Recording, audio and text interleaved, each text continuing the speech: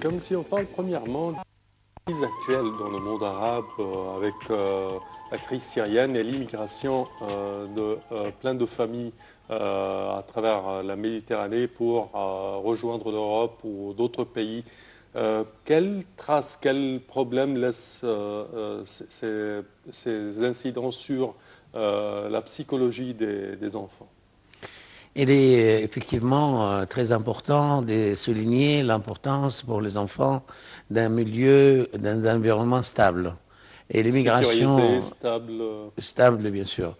Et l'immigration, de cette façon, l'enfant est un désarroi très terrible pour les enfants de déménager. Oui. Ça, c'est connu en psychologie de l'enfant.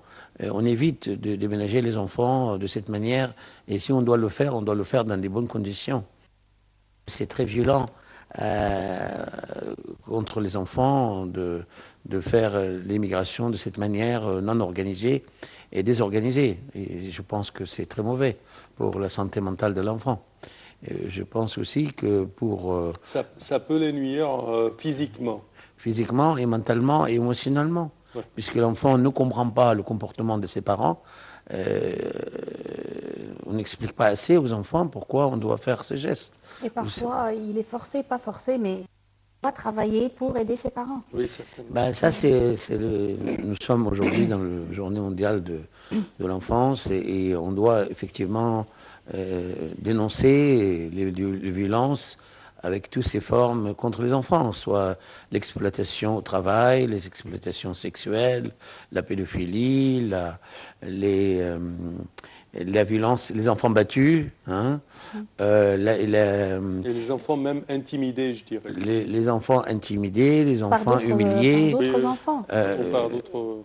Les enfants, pas, oui, bien sûr, mais les mineurs, on a des problèmes dans la protection de l'enfance et de l'adolescence et de la famille concernant justement cette violence domestique.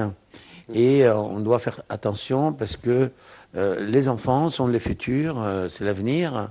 C'est très important de protéger les enfants contre toute forme de violence, des discriminations, de ségrégation, de toute forme d'intimidation, d'humiliation. Et on parle beaucoup de la dépression de l'enfant, la phobie de l'enfant, l'anxiété de l'enfant. Et c'est vraiment un diagnostic en psychiatrie qui est parfois, ou même souvent, négligé par nos confrères. Je pense qu'on doit, en tant que médecin généraliste ou pédiatre ou neuropsychiatre, s'intéresser à la dépression de l'enfant et de l'adolescent. Et la maltraitance à l'égard des enfants, c'est quelque chose à dénoncer et à protéger les enfants. Et je pense aussi que l'enfant n'est pas fait pour travailler comme ça d'emblée. Il faut encourager les enfants à jouer, le jeu pour les enfants, les dessins pour les enfants, et également le sport, le développement cérébral, intellectuel, culturel de l'enfant nécessite ce qu'ils aiment, pas le choix de leurs parents. C'est-à-dire que le choix des parents doit venir après. On a malheureusement en Égypte l'habitude de demander aux enfants d'étudier, alors que l'enfant, il veut jouer. Et je pense qu'il faut envoyer un message aux parents de respecter les désirs des enfants, non pas les obliger à faire quelque chose qu'ils ne veulent pas. Et également adresser un message, je dirais, au ministère de l'Éducation pour prendre ça en Pour considération. alléger un peu Oui, les horaires. curriculums, oui. Oui, Et effectivement, on parle beaucoup de droits des enfants, de la Convention européenne de droits de l'enfant, le travail de l'UNESCO où j'ai participé souvent en tant que psychiatre pour enfants. Je pense qu'il faut voir les choses d'une manière à renforcer positivement la présence de psychiatres pour enfants et de psychologues pour enfants à l'école. Je pense aussi que les directeurs des écoles primaires, secondaires, etc., doivent être alertés de l'importance de la santé psychologique de l'enfant, l'état de bien-être, comme il a été bien défini par l'OMS, l'Organisation mondiale de la santé. Oui. Ce n'est pas l'absence d'une maladie qui importe pour les enfants, mais l'état de bien-être pour l'enfant. Et l'état de bien-être pour l'enfant, ça comporte l'éducation de l'enfant, la santé physique de l'enfant, la santé mentale de l'enfant, l'état émotionnel de l'enfant, la nutrition de l'enfant. On a beaucoup d'enfants obèses maintenant qui mangent n'importe comment, n'importe où, et des nourritures qui n'est pas tout à fait compatible avec leur état de leur âge. Et le fast-food qui propose un gros problème dans les pays industrialisés et même maintenant dans les pays en voie de développement. Et je pense que aussi les tendances actuelles d'inclure la mère avec les enfants. Vous savez que maintenant à Paris, on parle beaucoup, pas de service de pédiatrie, mais on dit l'hôpital pour la mère et l'enfant. Oui. C'est-à-dire que la protection, elle était à la fois infantile et maternelle, dans la mesure où il y a ce qu'on appelle la vulnérabilité cognitive et la vulnérabilité et la désharmonie évolutive chez l'enfant, comme a été défini par Roger Mézès et par d'autres auteurs qui ont bien expliqué l'importance de la psychologie cognitive dans le développement de l'enfant et surtout dans les premières semaines ou les premiers jours de leur naissance, ce qu'on appelle la vulnérabilité de l'enfant et la façon dont cet enfant est né, l'environnement qui entoure les enfants pendant leur naissance. Et je pense qu'il y a un sujet qui occupe toujours l'opinion publique actuellement, c'est kidnapper les enfants. Kidnapper les enfants, c'est quelque chose qui attire beaucoup de pays. Et aux États-Unis, il y a un service qui s'occupait pour la protection de l'enfant à travers éviter leur kidnapper les enfants. Et puis maintenant, on a d'autres sujets comme les enfants de la rue, les enfants sans domicile fixe. Ça aussi, c'est un problème qui doit attirer l'attention de l'opinion publique. Comment faire avec ces enfants qui sont errants dans les quartiers populaires et dans d'autres quartiers. On a ce problème en Égypte où je pense qu'avec la création des associations qui peuvent aider ces enfants, nous pouvons arriver à une situation. D'ailleurs, il y a un autre problème qui concerne les complications de la séparation des parents, dans les cas de divorce par exemple, et également la violence contre les enfants quand les parents agressent leurs enfants, et ça cause des problèmes de parole, de langage chez l'enfant, de problèmes d'orthophonie et également de l'énurésie nocturne. Et je parle du comportement de l'enfant adapté à la situation scolaire, familiale, et on doit faire en sorte qu'il y ait des entretiens avec les couples pour régler les problèmes de communication, de métacommunication, également des interventions familiales au sein de la famille pour permettre à l'enfant de dégager les problématiques qui sont liées à l'environnement qui n'est pas adapté à la situation de l'enfant. Moi, j'insiste beaucoup en Égypte sur le fait que nous progressons lentement, mais on doit faire en sorte que les écoles primaires, secondaires s'intéressent au sujet. On doit aussi envoyer un message dans les endroits très périphériques en Égypte où il y a des mauvaises habitudes de frapper les enfants physiquement pour les punir.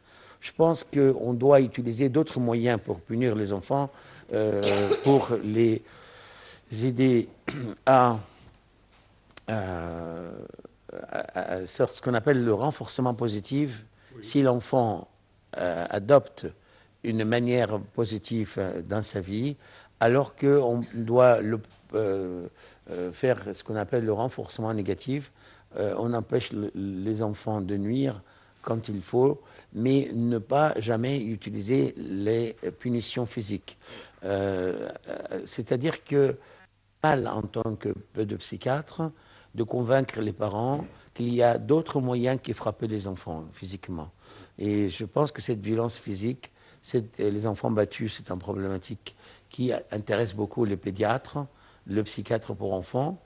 Et je pense aussi... Et qui nuit, je dirais, sur le futur de cet enfant quand même. Bien sûr, toutes les consultations en pédiatrie et en protection infantile et maternelle touchent beaucoup les complications qui est à la fois les conséquences et les complications les enfants battus. C'est-à-dire Oui. que les problèmes du parole, de langage, Oui. les orthophonistes, ils travaillent énormément, et puis les consultations en protection infantile et maternelle, plus que tout ce qui est énurésie nocturne et la difficulté de contrôler, surtout la nuit. L'enfant, il se trouve en situation de vulnérabilité, à la fois biologique, psychologique et sociale. Et c'est pour ça qu'il faut que les enfants, à l'âge jeune, puissent aller s'inscrire dans les inactivités sportives comme la natation. Par exemple, c'est une très bonne chose d'inscrire les enfants en club sportif, de jouer du football, etc. Et je pense qu'il ne faut pas saturer l'enfant avec la demande incessante d'étudier, de réussir l'école et de les comparer avec d'autres enfants. Et ça, c'est très mauvais. Il ne faut pas dire un tel enfant, il est mieux que toi, etc. Il faut que la justice sociale dans notre pays permet aux enfants Oui. un développement normal, une évolution favorable. Et je pense qu'il faut prendre en considération aussi l'avis de la mère et du père pendant ce processus de prise en charge des enfants, et surtout dans cette journée mondiale de l'enfance, où tout le monde célèbre l'avenir de ces enfants, Oui. qui représentent la future génération et qui doivent nous permettre de développer nos capacités, mais je pense aussi il y a la question de l'hyperprotection. Il faut aussi éviter l'hyperprotection excessive de l'enfant, pas autonome. Et puis, il y a aussi un problème que je n'ai pas encore le temps de développer, c'est éviter que les enfants puissent fumer à l'âge très jeune, Oui. puisque ça amène à des situations de toxicomanie comme le tramadol en Égypte. Parfait. Pour les enfants, c'est très dangereux. Le hashish, bien sûr, Certainement. le tabac et la nicotine, comme vous le savez, c'est la voie royale vers l'addiction, vers la dépendance vis-à-vis des drogues. Nous avons ce problème à souligner en Égypte dans la journée mondiale de l'enfance.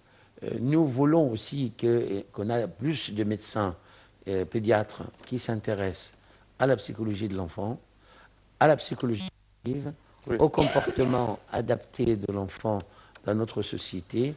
Et je pense que si nous insistons sur pas seulement le côté moral, mais aussi le côté sportif, le côté Certainement. éducatif, Certainement.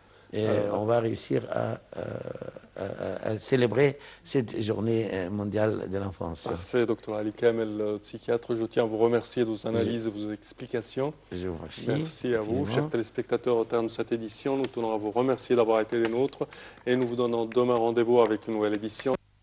Bonjour l'Égypte.